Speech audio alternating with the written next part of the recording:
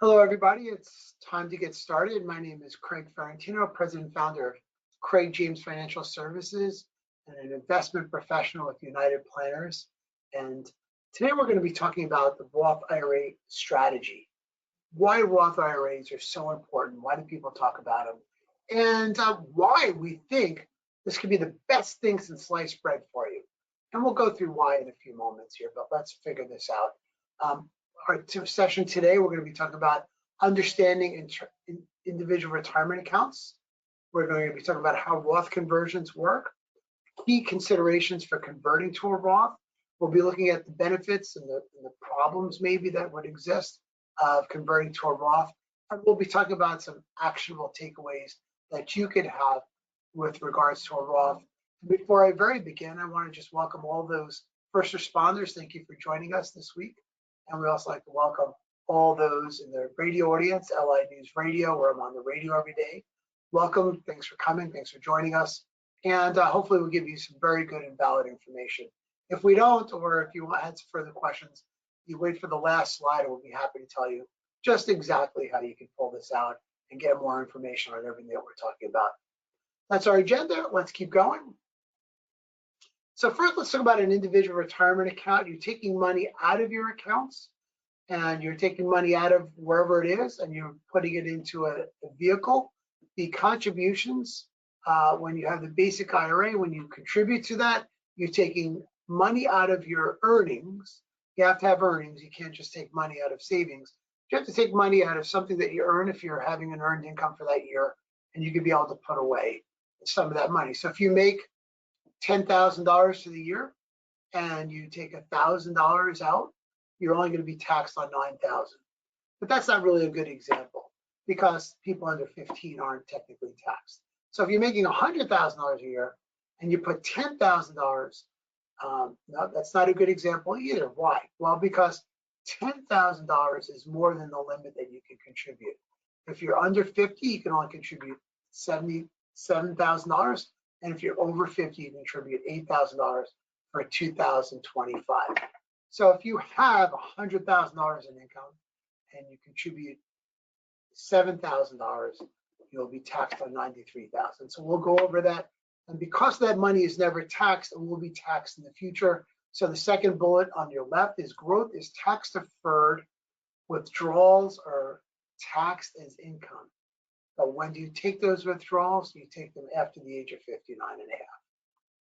An Roth IRA is very, very different. When you contribute to a Roth IRA, you're using post-tax dollars. So you still have an earned income, but as you're contributing to the Roth IRA, you're moving, you're taking money from your accounts or wherever.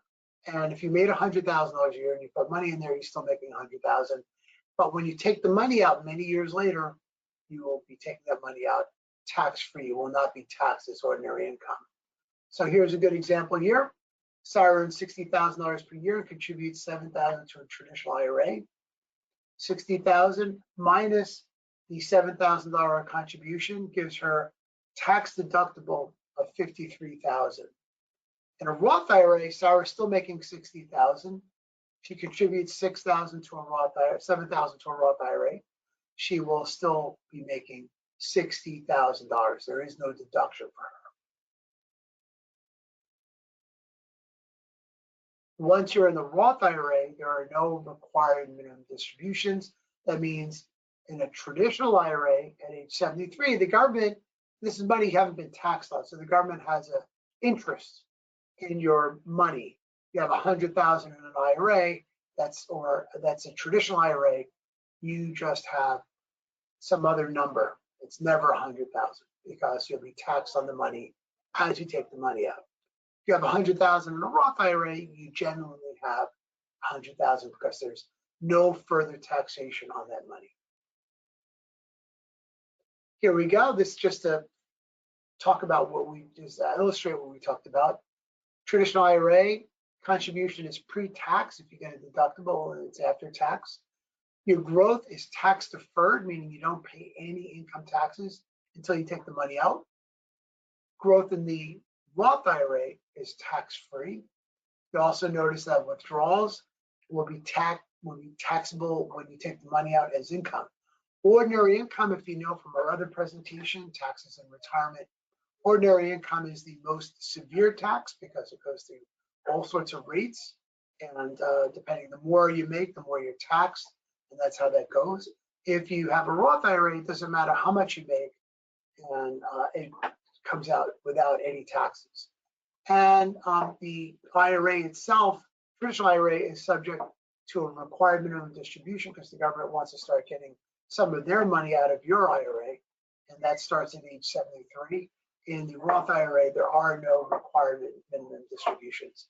Very, very important to understand that. So traditional IRA is one thing, a Roth IRA is another. Let's talk about the 2 C's. So I just talked about contributions. All that was contribution talk. I'll go back a slide. Contributions, you could put X number of dollars in. These are all contributions. It's all about, subject to age limits. Let's talk about conversions, right? So if you're making a contribution, you're subject to annual limits and income restrictions. So Roth, if you're making over 138,000 as a single filer, you can no longer contribute to a Roth IRA. However, a person making over 138,000 in 2025 can actually make a conversion to a Roth IRA. So we can figure that out, but it's taxed in the year that you convert. So very, very important. So let's talk about Roth IRA and traditional contributions. Traditional IRA contributions, your tax deduction may be, at some point, it may make your taxable income lower. So if I do that this year from Sarah, when she made a traditional IRA, she was going to be taxed at $60,000 in income. She's not being taxed at $53,000 in income. So she has that experience. She has the benefit of lowering her taxable amount in this year, in 2025. Whereas the non-traditional IRA, which would be the Roth IRA, she still earns $60,000 a year, but her contribution comes from wherever else, but it's still based on her earnings, and she could then take that money out at some point in the future and not get taxed on it. So in a Roth IRA, you have tax-free growth, contributions to use after-tax dollars and grow tax-free. On the Roth IRA, you get no tax deduction. Contributions don't lower your taxable income now. And your income limits for your single filer starts at 138,000 as to when you can contribute, and up to 153,000 as a single filer. Married filing jointly is 218,000 to 228,000 in 2028. If you're married and filing a joint return, making over $228,000, you will no longer be able to contribute to a Roth IRA. So how do I convert, Craig? That's all contribution talk. Conversion is you moving money from a traditional IRA into a Roth IRA. It's usually done at some investment bank, including what we have here, Charles Schwab, Bank of New York, Pershing. We have Fidelity. You can do it at any of those places, plus other places as well. Only the converted amount is treated as taxable income. So if I have $100,000 in an IRA and I'm going to convert 20,000 of that to a Roth IRA, then I would just do the 20,000, the 80,000 still remains in the traditional IRA, and then the 20,000 that I take out will be treated as ordinary income. So if once you start that, you have a 5-year, once you open up, establish a Roth, you want to be holding that open for 5 years or until age 59 and a half, whichever is greater, and before withdrawing the amount tax-free for the rest of your life. And there's no conversion limits. Conversion amounts aren't subject to the Roth contribution cap. There's no limit to convert a traditional IRA to a Roth IRA. So if John is 60 years old, good trivia question here, and does a conversion to a Roth, even though he's over the 59 and a half age limit, he still has to open up a Roth IRA and have it open for 5 years before you can take that money out tax-free. Very important. So let's look at some things to consider. First of all, there's your impact. Current tax bracket, well, the conversion push you into a higher tax bracket, which is why we don't always convert the whole amount in a traditional IRA to a Roth IRA. So it just takes further exploration. State taxes, you want to make sure that we also look at state taxes and the conversion amount. If you're law enforcement or state employees, you get a percentage of that amount coming out of your IRA without paying New York state taxes on it. It's important to know that you will still pay federal taxes on that. We don't know, a big unknown is what's your future tax rates? Will they be lower? Will they be higher?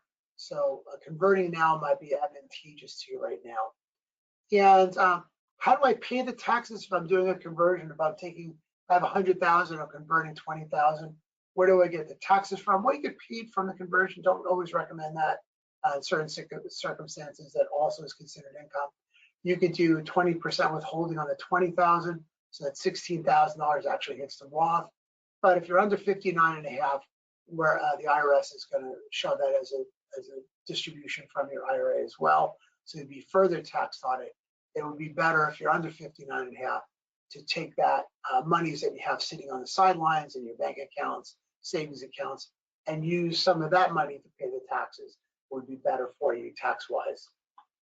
Your long-term goals are going to be in consideration. Having a tax-free income as some or all of your portfolio for the future certainly will work out better for you. It doesn't take too much to explain the benefits of that. And Roth IRAs do not require RMDs, so when you hit 73, you don't have to worry about that either in terms of taking out a required minimum distribution.